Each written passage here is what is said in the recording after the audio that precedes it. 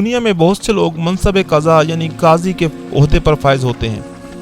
اور ہوتے رہیں گے، لیکن ان میں سے کوئی بھی انسان امیر المومنین سیدنا علی المرتضیٰ رضی اللہ تعالیٰ عنہ جیسا قاضی و منصف نہ بن سکا نہ بن سکے گا۔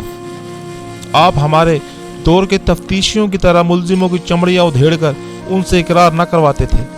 اور نہ ہی اپنے سامنے پیش ہونے والے مقدمات میں مدعی کے دعویٰ اور اس کے گواہوں کی گواہی اور مدعی علیہ کی قسم پر انحصار کرتے تھے، بلکہ آپ حقیقت تک رسائی حاصل کرنے کے لیے فہم و فراست سے کام لیتے تھے اور بے مثال طرز تفتیش سے دودھ کا دودھ اور پانی کا پانی کر دیتے تھے۔ اگر ہمارے دور کے تفتیشی افسران اپنے آپ کو جہنم کے پل پر کھڑا تصور کر کے ان کے طرز تفتیش کی پیروی کرنا شروع کر دیں تو بہت سے بے گناہ انسان اور مذہبی معتصب منصفین کے ظالمانہ فیصلوں کی بھیڑ چڑھنے سے بچ جائیں گے۔ امیر المومنین سیدنا علی المرتضیٰ رضی اللہ تعالیٰ عنہ نہ صرف یہ کہ مقدمات کی تفتیش کرنے کے ماہر تھے، بلکہ آپ حق کے ساتھ فیصلہ کرنے میں بھی بے نظیر شخصیت تھے۔ مندرجہ ذیل واقعات آپ کی لاسانی طرز تفتیش اور بے مثال عدل و انصاف پر شاہد و عدل ہیں۔ عراق کا ایک بزرگ جس نے رزق حلال کمانے کے لیے تجارت جیسا مبارک پیشہ اپنایا، وہ ارد گرد کے دیہاتوں سے مختلف اجناس خرید کر گودام بھر لیتا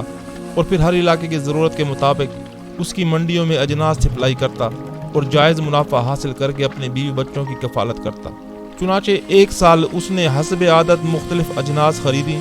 اور کرائے کے اونٹوں پر لدوا کر اپنے ہم وطن تاجروں کے ہمراہ تجارتی سفر پر روانہ ہو گیا اور صحرا اور سنسان جنگلات عبور کرتا ہوا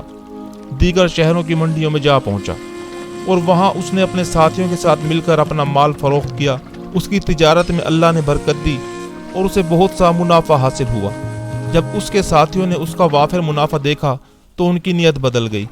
اور انہوں نے آپس میں مشورہ کر کے اسے ٹھکانے لگا دیا اور اس کے منافع کی رقم آپس میں بانٹ لی، واپس گئے اور اپنے اپنے گھروں میں آرام سے رہنے لگے۔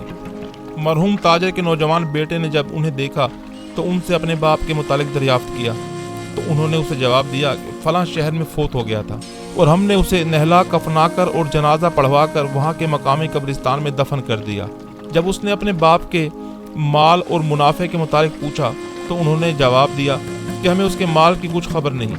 کہ اس نے کون سی منڈی میں فروخت کیا اور اس سے حاصل ہونے والی رقم کہاں رکھی۔ ہمیں تو مقامی لوگوں کے ذریعے اس کی فوتگی کی اطلاع ملی تو ہم نے یہ احسان کیا کہ اسے اسلامی دستور کے مطابق اللہ کے سپرد کیا اور واپس آ گئے۔ نوجوان کو ان کی بات پر یقین نہ آیا،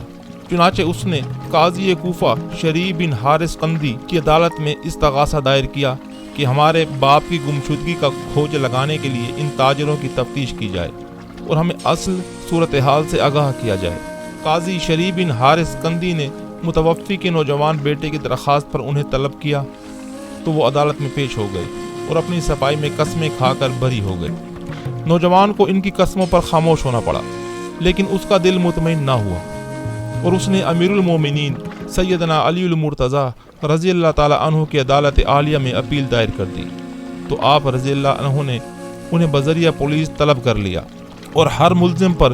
2 پولیس مین تعینات کر دیے اور انہیں حکم دیا کہ انہیں الگ الگ کمروں میں بند کر دیا جائے اور ان کو آپس میں بات نہ کرنے دی جائے۔ اس کے بعد آپ نے اپنے ساتھیوں کی موجودگی میں ان ملزموں کو ایک ایک کر کے بلایا اور ان سے پوچھا، اس نوجوان کا باپ تمہارے ساتھ کس دن نکلا تھا اور تم راستے میں کہاں ٹھہرے تھے؟ تمہارا سفر کیسا رہا؟ وہ کون سی بیماری سے فوت ہوا؟ اس کا مال کہاں فروخت ہوا اور اس کا کیا بنا؟ اسے غسل کس نے دیا؟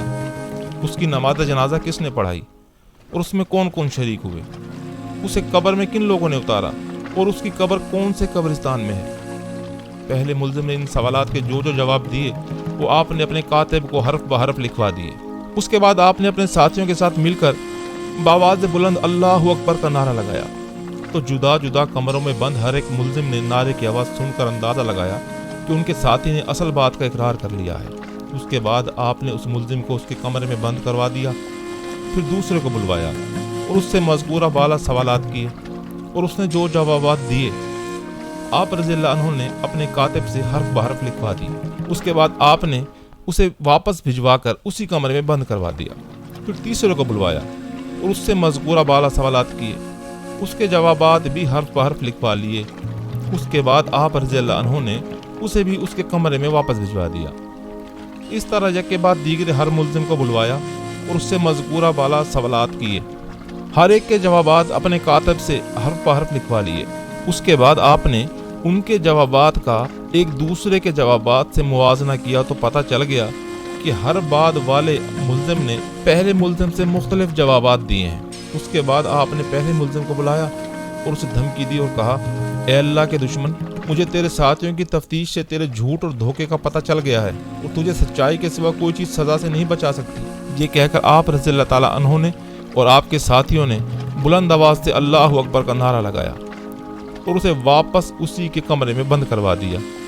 جب اس کے ساتھی ملزموں نے یہ نعرہ سنا تو انہیں اس بات پر شک نہ رہا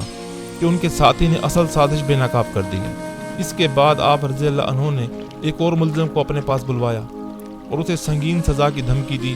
تو اس نے صحیح بات کا اقرار کرتے ہوئے کہا، اے امیر المومنین، میں تو اپنے ساتھیوں کی اس گھناؤنی سازش میں مجبوراً شریک ہوا تھا۔ اس ملزم کے بیان کے بعد جب دیگر ملزموں کو باری باری بلایا گیا اور انہیں سزا کی دھمکی دی گئی تو سب نے صحیح صورتحال کا اقرار کر لیا۔ تو آپ نے قید خانے میں بند پہلے ملزم کو تیسری بار اپنے پاس بلوایا اور اس سے کہا کہ تیرے سب ساتھیوں نے اصل واقعے کا اقرار کر لیا ہے، لہذا تو بھی سچ بول دے ورنہ تیرا حشر برا ہوگا۔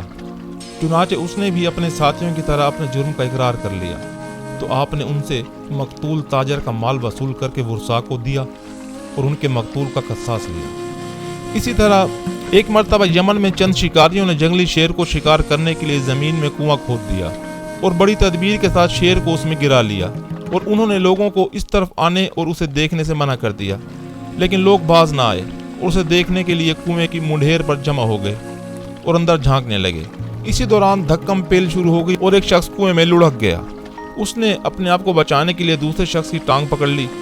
خدا کا کرنا ایسا ہوا کہ وہ بھی کنویں میں لڑکنے لگا تو اس نے اپنے آپ کو بچانے کے لیے تیسرے شخص کی پنڈلی پکڑ لی تو وہ بھی کنویں میں گرنے لگا۔ اس نے اپنے آپ کو بچانے کے لیے چوتھے شخص کی ٹانگ پکڑ لی تو وہ بھی کنویں میں گر پڑا، اور اس بیچارے نے اپنے آپ کو بچانے کے لیے ہاتھ پاؤں مارے لیکن اس کے ہاتھ میں کسی کا ہاتھ پاؤں نہ آیا اور وہ بھی کنویں میں گر پڑا۔ نتیجتاً وہ چاروں کنویں میں جا پڑے اور بھوکے شیر نے چاروں کو چیر پھاڑ کر رکھ دیا۔ اس صورتحال کو دیکھ کر مرنے والوں کے ورثاء اور قبائل کے درمیان جھگڑا کھڑا ہو گیا۔ ان میں سے ہر کوئی ایک دوسرے کو الزام دیتا تھا کہ ہمارا آدمی تمہارے آدمی کی وجہ سے مارا گیا ہے، اور قریب تھا کہ ان کے درمیان لڑائی چھڑ جاتی اور انسانوں کی لاشوں کے ڈھیر لگ جاتے۔ خوش قسمتی سے کسی انسان نے سیدنا علی المرتضیٰ رضی اللہ تعالیٰ عنہ کو اس فتنے کی خبر دے دی۔ آپ ان دنوں یمن کے قاضی تھے۔ آپ نے موقع پر جا کر ان کی بات سنی اور ان کے درمیان ایسا شاندار فیصلہ کیا کہ تمام لوگ اش اش کر اٹھے اور انہوں نے اسے بصر و چشم قبول کر لیا۔ آپ نے فرمایا، دیکھو، تمہاری آپس میں تو کوئی دشمنی نہ تھی جس کی بنا پر شبہ کیا جا سکے کہ انہوں نے جان بوجھ کر ایک دوسرے کو کنویں میں گرایا ہو۔ البتہ اسے اتفاقی حادثہ قرار دیا جا سکتا ہے اور ان کی دیت مقرر کی جا سکتی ہے، اور چاروں آدمی کے ورثاء کو اپنے اپنے حصے کی دیت پر اکتفا کر لینا چاہیے۔ جب انہوں نے رضامندی کا اظہار کر دیا تو آپ نے فرمایا، سنو، پہلے آدمی کی دیت 100 اونٹ تھی لیکن اس کی وجہ سے 3 آدمی اور مر گئے، لہٰذا اس کی دیت سے 75 اونٹ ساقط ہو گئے اور اس کے وارثوں کو 25 اونٹ ملیں گے۔ دوسرے آدمی کی وجہ سے 2 آدمی مر گئے، لہٰذا اس کی دیت جو کہ 100 اونٹ تھی ان میں سے 50 اونٹ ساقط ہو گئے اور اس کے وارثوں کو 50 اونٹ ملیں گے۔ تیسرے آدمی کی وجہ سے ایک اور آدمی مر گیا، لہٰذا اس کی دیت جو کہ 100 اونٹ تھی اس سے 25 اونٹ ساقط ہو گئے اور اس کے وارثوں کو 75 اونٹ ملیں گے۔ چوتھے آدمی کی وجہ سے کوئی آدمی نہیں مرا، لہٰذا اس کی دیت پوری کی پوری اس کے ورثاء کو ملے گی اور وہ پورے 100 اونٹ کے حقدار ہوں گے۔ اس طرح چاروں مرنے والوں کی دیت 250 اونٹ ہوئی اور وہ تمام لوگوں کے وارثوں سے وصول کی جائے گی جو اس دھکم پیل میں شامل تھے۔ البتہ یہ فیصلہ نافذ اس وقت ہوگا جب حضرت محمد صلی اللہ علیہ وآلہ وسلم اس پر مہر تصدیق ثبت فرمائیں گے، لہذا تمام لوگ پرسکون ہو کر اپنے اپنے گھروں میں چلے جائیں۔ جب آپ کا یہ فیصلہ نبی کریم صلی اللہ علیہ وآلہ وسلم کے پاس پہنچا تو آپ نہایت خوش ہوئے اور اسے نافذ کر دیا۔